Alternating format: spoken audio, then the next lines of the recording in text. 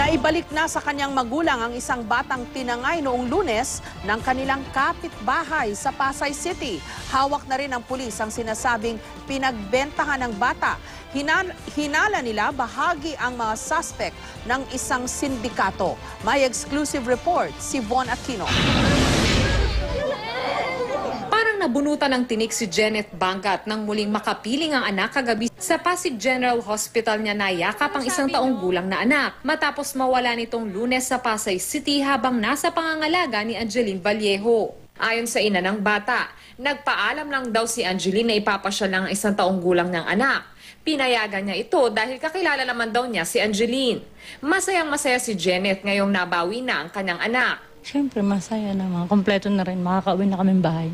Pero pangako ni Janet, pananagutin ng suspect na si Vallejo sa pagdukot sa kanyang anak. Nitong Lunes nakuhanan pa si Vallejo ng CCTV habang bumibili ng bus ticket sa Pasay. Dito siya nasundan ng CIDG-NCR at nalaman na ang bata ipinalit niya ng isang ticket papuntang Samar at 500 pisong pocket money. Martes ng gabi nang makontak ng CIDG-NCR ang babaeng pinabigyan sa bata na nakita rin sa CCTV. Pinakiusap natin yung suspect, nakausapin niya yung kumuha, na ibalik yung bata at kung kailangan bayaran natin yung nakuha niyang pera, babayaran natin, dodoblehin pa.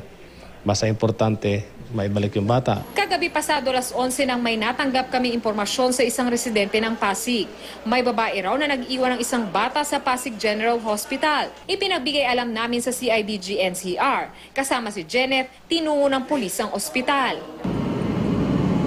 Dito na nagtungo ang mga tauhan ng CIDG-NCR sa ospital, kasama ang ina ng bata. Yung mga kasama ko po doon, sabi po nila kanina, nakita nga daw po nila, napanood nila sa TV, na yun daw po yung bata. Tumawag lang po ako ng yung kapitbahay ko po kasi si Emil, sinabi ko po sa kanya sa taga-GMA. Human trafficking ang kasong planong isang palaban kay Vallejo. Payo ni Janet sa mga inang katulad niya. Naku, wag na magtitiwala sa kahit kanino talaga. Von Aquino, GMA News.